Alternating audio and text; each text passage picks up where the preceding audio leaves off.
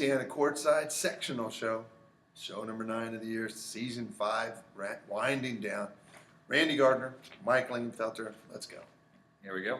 Last week highlights, we talked about Monday. We talked about Leo was heading to Carroll. At that point, 1 loss on the year, but Carroll took him down to 4. Carroll and Dwayne are the best 2 teams up there. Kind of gearing towards a showdown at some point. Those 2 are really good teams. They're going to see each other late, but Carroll's, they're going to be a team that people are going to have to deal with come sectional time. And I tell you, that little area is good. Leo is much better than people think. Angola is better than much people think. Concordia is getting to where they need to go. Took Dwinger 5 this week. Classic year for Fort Wayne. Yeah, no doubt. Tuesday night, Brebeuf went to Fisher. Fisher's 1-3. Brebeuf's best player did get hurt. I think it was in warm-ups, and she was out the entire match. Yeah, well, I don't even know exactly what happened. As I was walking in, she had a bag of ice on the shoulder. Well, Brebeuf is not super deep. Yeah. And, anytime that the star gets hurt, it's going to hurt everybody in this thing. And Fisher's is really good. Yeah. And Fisher's a dangerous team. And Brebeuf is as well. Brebeuf, like I said, just not deep enough to sustain a loss of anybody. And you can't lose them against a team like Fisher's. Yeah.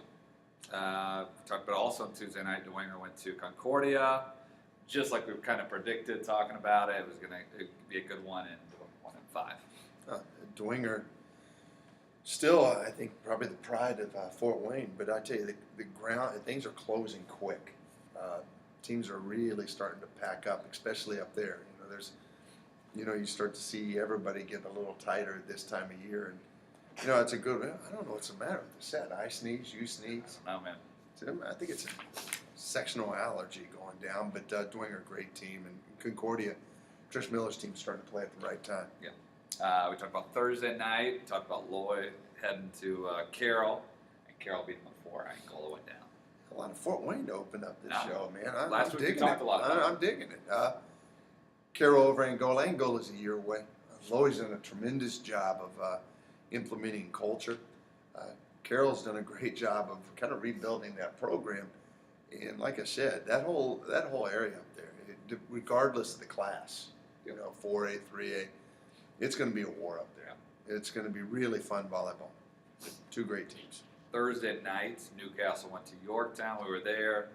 Newcastle took the first set of the season. They lost. Yorktown did, and but they didn't win the next 3. Took them down to 4. Yeah, a couple things came out of that match. I'm not sure. I think Newcastle really wanted to come in. I think Newcastle really feels they're a year away from being where Yorktown is right now, and they may be right. Yeah. They came in looking to send a message. Yorktown came in looking to win the match and maintain that undefeated streak. Everybody I've talked to is no one's devastated about losing the set run. In fact, a lot of people are relieved. And so it was a really interesting match. Newcastle, for the first time this year, I thought, played extended amounts of time with really great effort and passion. And it showed. You beat a Yorktown team in a set, and no one else has done it this year. You have to play sustained volleyball. Yorktown, I did say, though, I think that they could lose a set. I said that. Yep. But I don't know if there's anybody out there that can beat them 3 times in one night. And this was a great case in that. We'll talk a little bit more about it. But, one of the things we talk a lot about is at championship time, you got to be 2.5 to 3 errors a set. The average high school team will make 9 to 10. So if a team is playing at that level, it's going to be really hard to beat them. Set number 1, I think it was 7 errors to 5. Newcastle had 7, Yorktown had 5, Newcastle wins. Second set, Newcastle 16 errors. Those are points, folks, to 2. Third set, 12 to 2. Fourth set, 10 to 2. You can't beat those guys doing that. They knocked it down. They went to 2 errors per set, which is championship level volleyball. You're going to have to play really, really clean, maybe close to perfect to beat these cats. Yorktown maintains an undefeated streak. Newcastle does end the set streak, something to build on for both of those teams. Great match. No doubt. I'm going to get talking about sectionals, kind of the courtside sectional show we talk about two in each, 1A, 2A, and 3A. We have a few more we're going to talk about, just some good ones that are in 4A, with some of those teams that have moved up over the years. The 1A sectionals we could talk about, sectional 63, Lagodi, always a great one, but you got a semifinal that can be really great with Bar Reeve and Lagodi. Bar Reeve and Lagodi are, I don't know, you start to look at teams that have had lengthy histories. Yep. Bar Reeve and Lagodi are always in the conversation. Yep. They've been in the conversation for the last 20 years. Those are two great programs. That would be a wonderful semifinal, and they're 1A powerhouses. Yep. No doubt. Another one we talk about is sectional 55. It's always good when you got these three teams in the same sectional. You're talking about host is Cowan. Semifinal, Cowan's going to have to go through Delville. It was a Delaware County game that went on in the championship or the quarterfinals. And then you got Saturday nights. The winner will get Westdale, setting up what we talked about, the Cowan LCC possible regional. The lunch bowl. Yes. I think that's always, one of the reasons this is such a good sectional is there's great history. Cowan has had great history. Went to about 3 straight state championships. They've been to the state championships multiple years. They won it a couple years back when Pancho Alvarez was the head coach. Delville, historically, a great volleyball place. Keep in mind, Dave Shondell got his start there, and it's a great program. Westdale, at one time, was probably the most legendary of the Delaware County teams. And a lot of great coaches have come out of there. Deb McClurg played there. Kay Saunders coached there. Great history. This is really more about what they've been from a historic standpoint. I think the Cowan is the best team in that. I still don't see Cowan getting by LCC, but I could be wrong on that. But that'll be a fun sectional just because of the history and the implications. No doubt. Sectionals of Washington 2A. We talked about sectional 41. I think this could be one of the. I don't want to put them upset alerts. But Hagerstown, Cambridge City, which would be a possible final, both those matches went the distance. Early in the year, they went a three-gamer at a tournament, and then they played a 5-gamer as well. A lot of this, at this time of year, one of the things that comes into play is how healthy are you. Yeah. And Hagerstown is not very healthy. Hagerstown right now, one of their best players, their middle hitter, just a high flyer, emergency appendectomy, and will she be back? Yep. I don't know, and this kid can play. That's a tight matchup. That's two teams that desperately want to, keep playing. I know Cambridge City, Lincoln has had really a great run, and every week I talk about Hagerstown. I love what they've done. They've gone from famine to feast, and then that team has really improved. That'll be I think those two will see each other in the final, and I think that it's going to come down to who's healthy. Correct. Sectional 43 should always be a good game. You had Cecina over the years. It's always been fabulous. Yeah. They're the host Thursday night, opening night of that sectional. You got Park Tudor head with Heritage Christian. No, I think that Park Tudor and Heritage Christian. They're the best two teams in that sectional. I think Heritage Christian is really could make a run. Yeah, they could make a run to this thing. Once again, much like I said about Brebeuf last year, and I've said about a couple of teams earlier tonight, I think this Heritage Christian team may be a year away, maybe. Yeah. But I would not be surprised if Heritage Christian goes all the way to the state championships and finally gets Coach York that title she covets. This would be a nice little hurdle for him. But I think it's nothing more than that. It's going to be a hurdle. I think Heritage Christian is too dominant in the middle of the court. Two good middles there going against it. With our girl our girl Lily Sumner battling against Raven Colvin. 1A, 2A, 3A, 4A. You're not going to find two better middles. No. I think the supporting cast around Heritage Christian and Colvin is probably a little stronger right now. So we'll see. But that's going to be a good match. But like I said, Summers versus Colvin is worth the ticket. Yeah, no doubt. Sectionals, we're talking about 3A to watch. Sectional 22, Dwanger we talked about. It's always a good one. You got Thursday night. the rematch with Loy and Angola. Winner gets Leo in that semifinal. On the other half, you got New Haven, Garrett. We'll get Columbia City.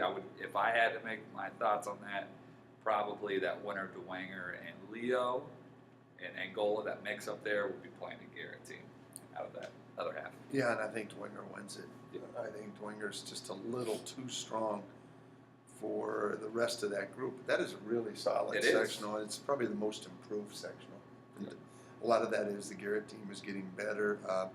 Angola, Loey's done a wonderful job building that up. Dwenger's having a record year and really wants to get back and prove that loss last year to Newcastle, they want to avenge that or get revenge on that. Leo is silently, very quietly had a tremendous year. Yeah. Sectional 24, we talked about the last couple of years, is just phenomenal with Wapani moving up, Delta being there, Yorktown at times in that one over the years. Yeah. The host is at Wapahani this year. The possible semi would be Wapahani and Delta. And then on the other side, you got the Newcastle Burris game, and then that would set up your final.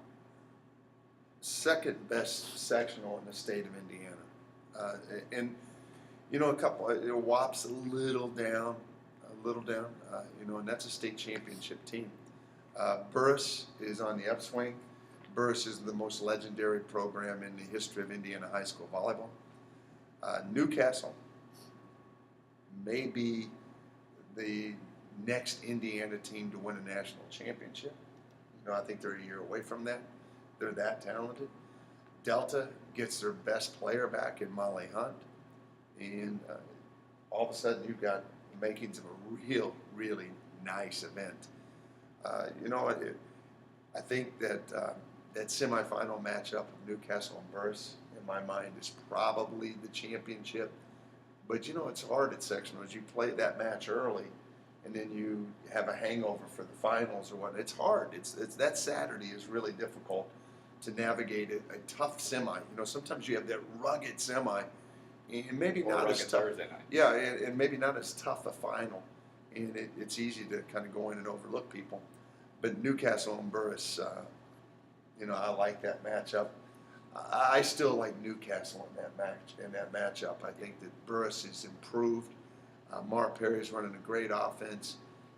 Kessler kid in the middle of the court is tremendous. Michael Ivey is a matchup nightmare for anybody.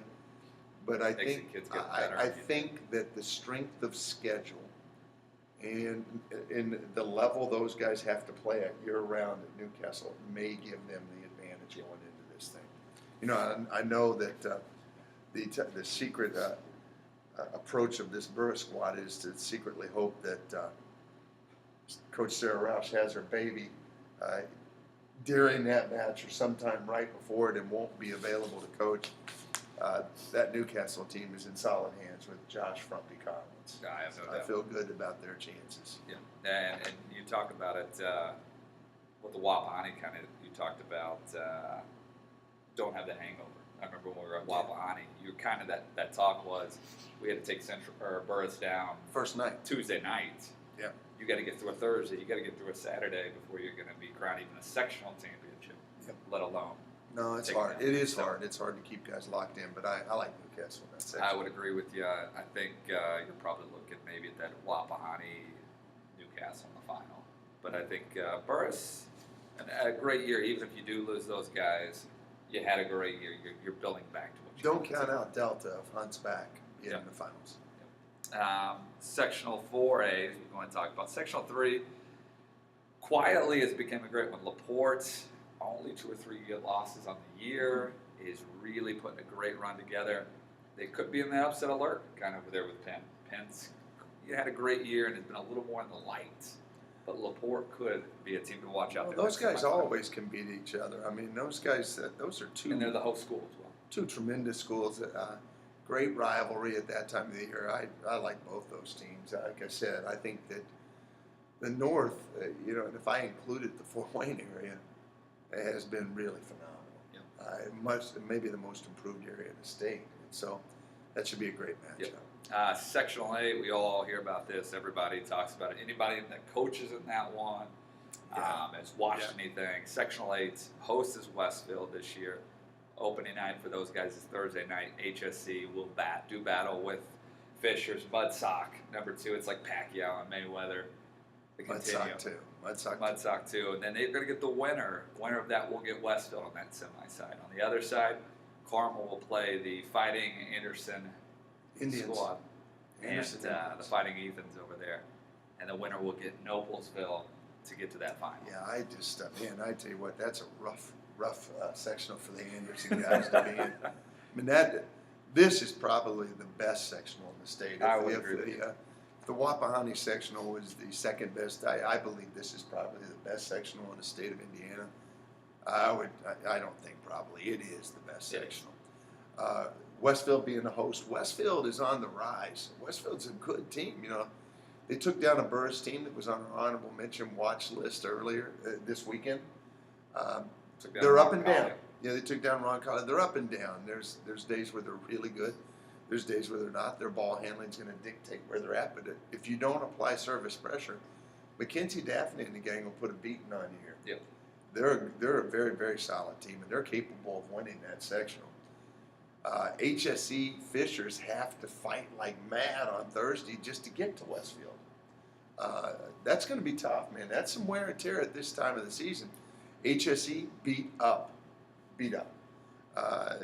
Everybody's beat up in that group, and they're a little ragged coming into it. I think that Fishers match is going to be a huge matchup. I think probably the best Thursday night matchup in the tournament early on, and that's going to be huge. Carmel will get by Anderson. They'll get a shot at Noblesville. Carmel is Carmel's got the senior thing going for them. Several kids that are going to be going away. See, there's a couple things you have to keep in mind at this stage of the season. Seniors being one. Westfield did it a few years ago. Yeah, seniors being one. Sometimes guys just refuse to lose. It's just not ready to go home. And some of these teams have that, and you're going to start to see that. Siblings on the team. Oftentimes when there's a senior sibling and a freshman, sophomore sibling, they're not ready to leave each other just yet. Carmel's got a little of that. Carmel-Noblesville will be an interesting matchup.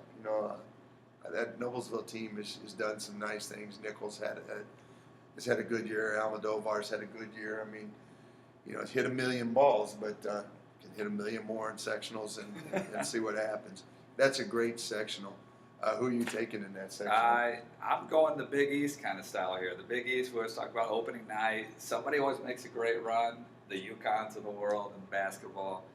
I'm going Fishers, Carmel, make it to the final. I'm going with the Sophie Oliphant and the crew finding a way to dig deep, get past a good Noblesville team.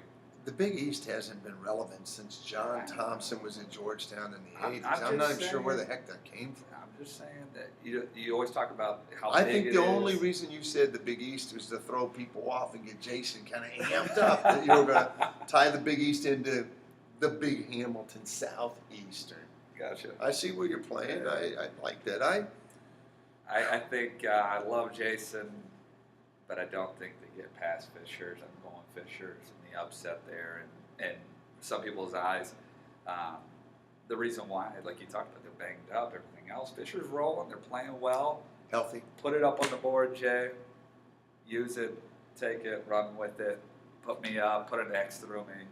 Do what you got to do. All I know is you can't show up to the game. Here's what I know. That's a toss-em game. HSC and Fishers are toss-em. I will go for Fishers for two reasons. One, Fishers is a much healthier team. Fishers has senior leadership. It's a setter position.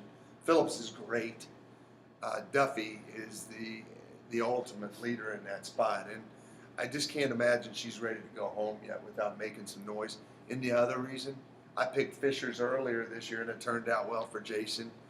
This gives him a second chance to throw muddy socks all over my vehicle. I go Fishers to win that sectional as well. Yep. You can bring the socks as well with it for me. Sectional 15, kind of going with a couple more. Sectional 15 I loved because it was Seymour's the host, Thursday night. Providence they got the bye. Yeah. But on the other side, you got Seymour, New Albany. If you get through that battle, then you got Floyd Central in the semifinals, which then most likely you're going to play Providence in the final. Floyd Central and Providence will see each other there. Floyd Central's playing really good volleyball right now, so that should be fun. And Providence is, they're trying to, keep things going. They've been, the thing about Providence is they've been really quiet the last 3 or so weeks, other than Terry having back surgery. Things have been silent out there, and usually that tells you that, they're kind of getting prepared. At this time of the season, no one's getting better. They're just getting ready. Your whole focus, your whole focus right now is exhibition season is over, preseason is over. We've got to win our last game, and now all you're looking to do is eliminate errors. Find errors, places where errors can occur. Find places where you can lose team morale, and you eradicate that. And the other thing is your scouting. You're trying to find out one thing we can do to hurt these guys. Providence is very good at that, and the sheer fact that Providence has kind of gone into hibernation kind of tells me they're regrouping for one last run at this thing, and I never count those cats out. Yeah. Another one I wanted to talk about, Sectional 11, Ben Davis. I think this is going to be a really good sectional final if it goes as planned. If you look at the favorites, Perry Meridian versus Roncalli. Like you talked about, Roncalli's quietly put a good year together, had some big time wins. Yeah. And I think they're a dangerous team heading into sectional finals, but more importantly, they make a longer run. But Perry Meridian has the best player, maybe. Yeah, one of the best players in America. Yes. This comes down to how many swings can Katie Baird get? How many good swings, clean swings, can Katie Baird get against an insanely scrappy Roncalli team that will defend until they die? Yep. So that should be a fun match if it does come to that, to watch Baird blast away on guys that just refuse to lay down. That'll be fun, and that Roncalli team he's got high energy. That'll be an interesting evening. Kind of going with GearMunciana.com rankings, kind of the final one we're going to throw out at you until the whole thing gets over with. Yeah. Honorable mentions. LCC is the only one on that honorable mention list, and once I said, they're undefeated, 28-0, and a lot of pressure going into sectionals and the state tournament run, I should say. I thought they would be here. The only reason I don't have them in that top 10 is probably strength of schedule, but the sheer fact that they're undefeated keeps them right on the cusp. Burris dropped a tough one to Westfield this week, so I pulled them off. Doesn't mean they're not in the hunt.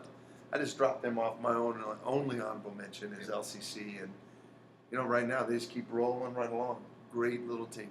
Yep. The one loss number 10 team. Castle. This week was really interesting. Our top 10, only 2 teams lost, and both those teams lost to the same team. And it was a pretty good team. We'll get to that. Castle, I saw this week, is now in Prep Volleyball's top 100 in the nation. They're starting to get a little love from everybody nationally. And so we a couple of weeks ago put them into the show as one of the top teams in the state. They're coming, 32-1. I think strength of schedule is the only reason that they may be a little lower, but they're good. They're good. And sometimes strength of schedule is overrated. This team can play. And they're going to make noise come tournament time. And congratulations on a top 100 ranking. That's awesome for this Castle squad. Castle, understand we were the first. We gave you the love first. Yes. All right, number 9. Penn. That Penn team, he's got great scrap. They got great coaching. They got some quality leadership. Got a great middle hitter who's plays with insane passion. And passion is going to be a focal point down the stretch. Passion, the guys that care more tend to get more. It's kind of the March Madness vibe. Yeah, and I see this as a hard out for whoever plays them. I mean, they don't dominate you on the pin. They will work their tails off in the back row. And if they can get the ball slotted in the middle of the court, they're dangerous. And like I said, Lisa's as good a coach as there is in the state of Indiana. And I give them a chance because of leadership. And she's been there. She's been there before, and this Penn program has been there before. This is nothing new. Yep. We talked about Sectional 8, number 8. Number 8's Fishers. Fishers is just quietly done what they need to do. 21-4. I mean, they put together a pretty good year, and that's a loaded team. Athletically, they've got some really solid pieces. You know, whether it's the crazy athletic middle, the crazy athletic left, the crazy accurate setting, a much better backcourt than what people give credit to. This team is a dangerous team, and I've said it all the way along that this is a team that's been on the rise, and this is a team that this could be their year. This could be the year, and you know, both of us picked them in that sectional rematch with HSE. You know, a lot of it had to do with HSE being banged up, but this Fishers team is really, really good. Yep. Yeah, like you talked about with Jada in the middle of the core, Hayworth on the right and the left, sisters. Yeah. Rose Duffy running the show. Yeah. A lot of great things. Good team. Number 7. HSE, and this is going to create a situation where everybody's going, how in the hell is Fishers behind HSE? And both you idiots took Fishers. The Fishers HSE thing, HSE's body of work over the years has been, I put them up there. No one's played a tougher schedule than HSE. Head-to-head? No one. And HSE did win the head-to-head. They did win the head-to-head. This team is beat up. This team is kind of stumbling a little bit, but starting to regain their stride. Now, Jason Young deserves kudos for this year. Yeah, this team was deep. I knew that this summer. It was incredibly deep. I did not think that depth would be called upon this much. I mean, he's had to really, really sit down and rethink life a little bit, because these guys have been, everything that could go wrong injury-wise has. And so, you know, this HSC team is limping into this event. If they can muster up enough strength, they're capable of making a deep run in a tournament. Correct. Whoever wins this Fishers HSC game is going to win that section and get a chance to run into a good Yorktown team. Yeah. But, like I said, that's a toss-up game, but right now I have HSC at 7. Okay. All right, number 6. Center Grove, a really good week. You know, they gave Yorktown a good push. Now, some people could say that Yorktown was a hangover game from the Newcastle match. It was a hangover game from senior night. Yeah, I'm not buying that. I said 3 weeks ago, that Center Grove is the most improved team in the state. I love what they're doing. I love the setting. I love the defense and the scrappiness. They're tenacious. They're starting to come alive on the pins. The middles are starting to get a feel for what's going on. You know, and they had Yorktown down, I believe, 15-8 or 15-7 in set 3. One of the kids told me today, 16-9. 16-9. You know, they were up. They were up on them and really had them at 23. Yorktown battled back and then closed it out at 25-23. They were up 23-21. And you're going, well, that's a lead. Hey, folks, you know, there's only been about 3 or 4 teams get over 20 points against Yorktown, much less push them in 2 of the 3. Yeah. 2 of the 3 sets were battles. And the second set was solid. This Center Grove team can play. They got great setting. They've got great backcourt play. And they're playing as well as a team as anybody, passion-wise. I like them at 6. All right, number 5. Dwinger. They stayed put. You know, everybody in Fort Wayne again. Yeah, they beat everybody in Fort Wayne this week, and that's what they've done all year long. At 28-2, they've done what they need to do. Their body of work stands for itself. You know, they're solid. They're solid, and they're going to be a threat. I think Dwinger's going to run into Newcastle. I really do, in that regional, and that's going to be a war.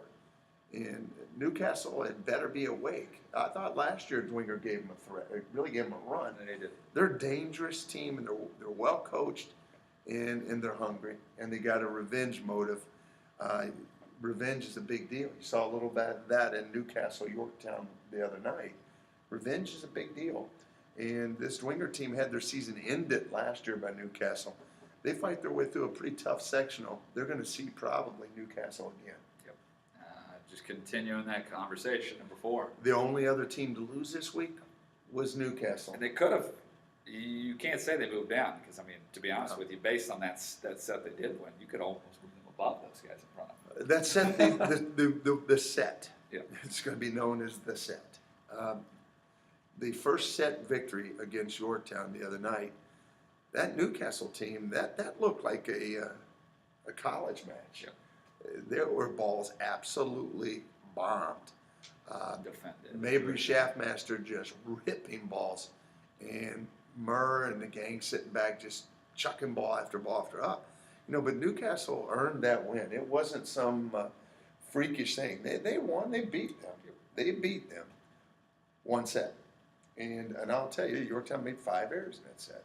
Yorktown goes back to being who they are, 2 errors per set.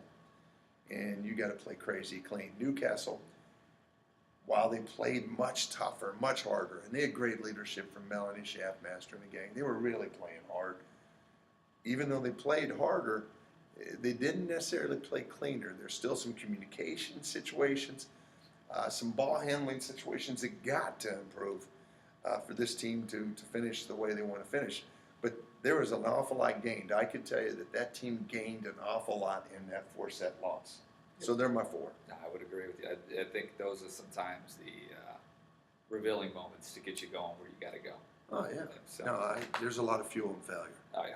Number 3? Providence. The only match they had this week was presentation out of Louisville.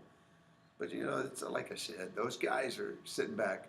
No one does a better job of circling the wagons than Terry Perica. No one does a better job in postseason than Providence. I can argue that Providence is the most, it's not even an argument. They're the most seasoned postseason team in the state of Indiana. The only other one that I could even throw in there, LCC is pretty seasoned. Avon, pretty seasoned. But, for the last, 7, 8, 9 years, I remember this Providence thing started. I coached against them. Yeah. And we won a state championship against them. And, that was when it all started. And from that point on, they just took off. Providence is always loaded, and their fans come alive at this time of year. Yeah. I like that Providence team at 3. Excited to see as they get farther in the tournament. Hopefully we can see them at the arena ready to roll. The dads are always ready to go. Yep. Number 2? Avon. They hammered a Wapahani team this weekend. And they beat up on a Zionsville team that, is down a little. Yeah. But Avon at 25-3, they got a couple of guys beat up. But this team plays hard. Yeah. And the one thing they've got going for them is they're the toughest serving team in the state of Indiana. They may be as scrappy. The Center Grove, Yorktown are the only 2 teams that I would put in the hunt with them scrappiness-wise that I've seen. And Eastridge is a matchup nightmare. Eastridge hit, big right side, the most dominant right side physically in the state from day one to the end has been Eastridge. Eastridge has had the most acclaim. Now there's going to be a battle at the best. I think that the number 1 ranked team in the state has a kid on the right side who's pretty darn good too. And so, that's going to be interesting. But Avon's got all the weapons. They're my number 2. Yeah. And number 1, talking about her. They lose 1 set, and I thought they handled it really well. Usually, you're kind of wondering how they were going to handle it. They lose set 1, and I don't think anybody was shocked. People were just diligent. They went back to work. They got down 4-1 in set 2. So they get beat. They come out. They're down 4-1, and you're sitting there waiting for these guys to. Maybe this is the moment. Maybe they're going to go down David and Goliath here, and no. They answered and they played. They did what they do. They played incredibly clean. The things that stood out to me, the depth of that backcourt, whether it was, you expect Murr and Knuckles to kill you back there. Murr, Knuckles, Stinson, Vincent, Bays, Morey, they just kept marching people out. And they were all really good. You combine that with the fact that Tegan Searing right now, Searing on Thursday night was the best player in the state of Indiana. And hit 590, 23 kills. In a big match. The best player in the state of Indiana. She was swinging against Mabry Shaftmaster. A big block. This kid is a steal going to Austin Peay. It was, what a great game. And by all accounts, she was great again yesterday against a tough Center Grove team. Yorktown just keeps finding ways. If Knuckles doesn't beat you, Searing beats you. The place where they're freaky is in the middle of the court. Miller is Miller is just getting it done, and she does it in a million ways. Miller may be the best teammate in Indiana. Now, I watched them. You know, Calipari at Kentucky this year started a trend. He had one camera on the court, one camera on the bench. He would start every post-game talk by showing his kids the bench. And he was doing that to let them know what energy looked like. That Yorktown bench was just shy of violent. They were bouncing, man. And Miller is the gang leader of that. When she's on the bench, she is amped out of her mind. When she's on the court, she's amped out of her mind. And this team can beat you in so many different ways. It's phenomenal. You know, the losing the set, who cares? Just win your last match. I've said that all year long. Number one team in the state, from almost start to finish, is Yorktown. They're running the table right now. And you know, I think that sectional match, that regional matchup with either Fishers or HSC will be interesting for them. But this team is on a mission. Yep. Make no mistake about it. Yep, I agree with you. I thought after the set loss, you talked about Kylie Murray just kind of gathered the troops. Yep. We talk, we're good, let's figure this thing out. Let's head on the other side. I could argue they may be more dangerous now. Yep. Because they're relaxed. These guys relaxed, good God. Yep. But it should be a great week. You know, Definitely. it should be a great week. Get out and watch. Nope. And I'm really anxious to see you guys next Sunday. But get out and watch. In a couple of those sectionals, you can't find a bad game. No. I mean, there are no bad games. Enjoy it. Be good sports fans, and we'll see you next week.